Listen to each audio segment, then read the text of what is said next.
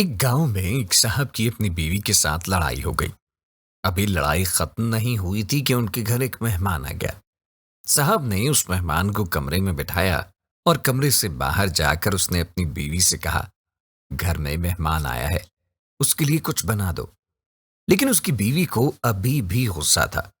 اس نے اپنے شوہر سے کہا کہ نہ تمہارے لیے کھانا ہے اور نہ تمہارے اس مہمان کے لیے۔ اس کا شوہر بہت پریشان ہوا اور مہمان کے پاس جا کر بیٹھ گیا۔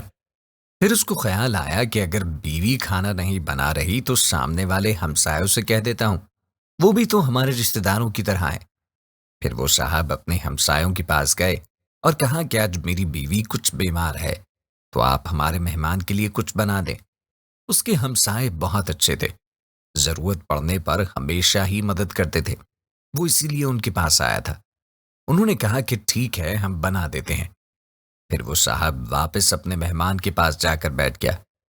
کچھ دیر بعد مہمان نے کہا کہ کیا ایک گلاس ٹھنڈے پانی کا ملے گا؟ صاحب نے کہا کہ جی بالکل، میں 1 منٹ میں لے کر آیا۔ پھر جب وہ صاحب کمرے سے باہر آئے تو انہوں نے دیکھا کہ ان کی بیوی بہت رو رہی ہے۔ انہوں نے اپنی بیوی سے پوچھا کہ تم رو کیوں رہی ہو؟ اس کی بیوی نے کہا کہ مجھے معاف کر دیں۔ اس نے پھر پوچھا کہ ہوا کیا ہے، بات تو بتاؤ۔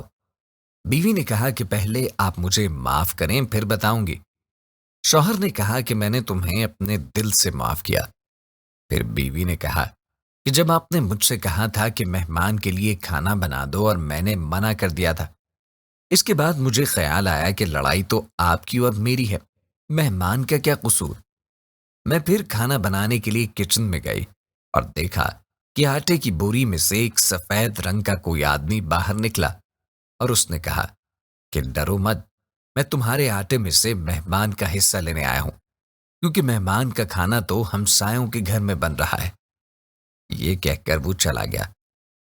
دوستوں، اس واقعے سے ثابت ہوتا ہے کہ مہمان بعد میں آتا ہے لیکن اس کا رزق پہلے۔ ہمیں بھی اپنے مہمانوں کے ساتھ اچھا سلوک رکھنا چاہیے۔